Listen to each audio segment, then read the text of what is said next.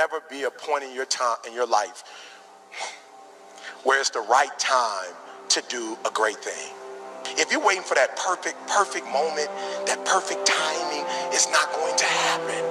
You know what you have to do? You have to create the perfect time and the perfect opportunity and the perfect situation. That a lot of people become comfortable. They stop growing. They stop wanting anything. They become satisfied. People getting ready to go to jobs that they don't like. Jobs that are making them sick. You see, when you're not pursuing your goal, you are literally committing spiritual suicide. When you have some goal out here that you're stretching for and reaching for that takes you out of your comfort zone, you'll find out some talents and abilities you have that you didn't know you have. When the messenger of misery visits you, what are you going to do? What will keep you in the game? There are things that you think you'll never need to know, that you may only need to know one time in your life, but that could save your life because you had that knowledge. Unless you attempt to do something beyond that which you've already mastered, you will never grow. What is it that you looked at some point in time and you decided that you couldn't do it, that you talked yourself out of it?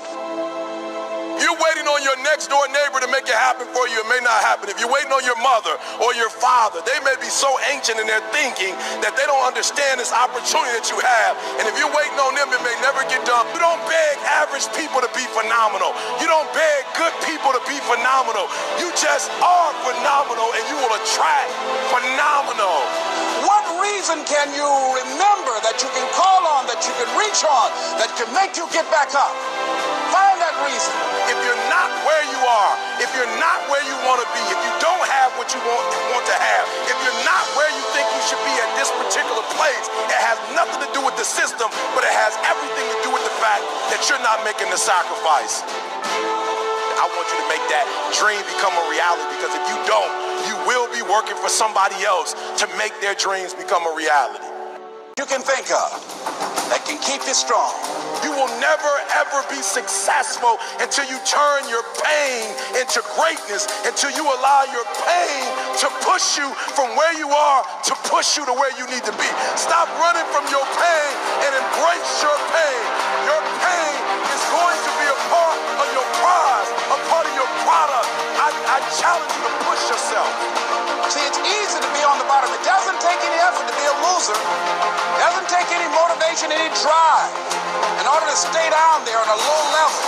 But it calls on everything in you. You have to harness your will to say, I'm going to challenge myself. I mean that what you did last week don't count.